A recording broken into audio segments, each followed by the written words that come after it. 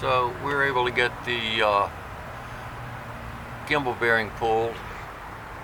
It's down there and starting in to do a inner shift cable and boot job.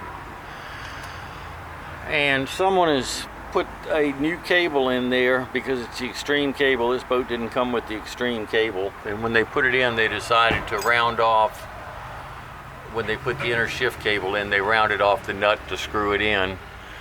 So that's just sort of fun. So it'll have to get drilled out to replace the cable. I really like this. Is pretty special on they ran the trim sensors up through the hull of the boat, the trim limit and trim limit switches, because they're supposed to go in behind there, but that didn't work, so they just rewired it, drilled a hole in the boat, and ran them on the outside on both of them. That's pretty special. But when they did that,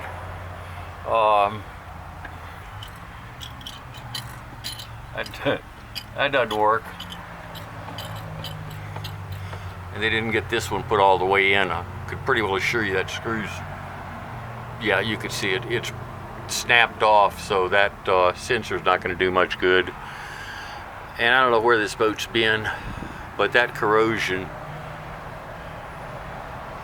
is unbelievable.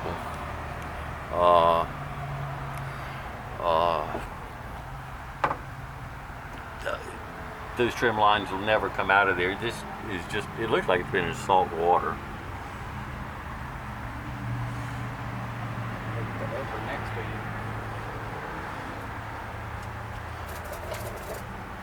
And this is the next one we're going to be working on. It's just so pitted.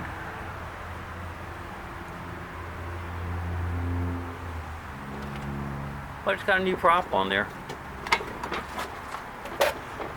But just that pitting.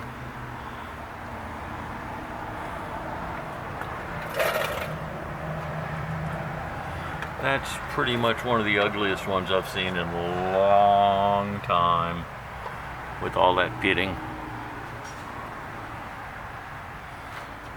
So we're going to keep on trying to put an inner shift cable in, but I mean, it's just was pitted so badly that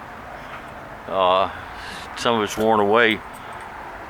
And someone's put a new lower on this side.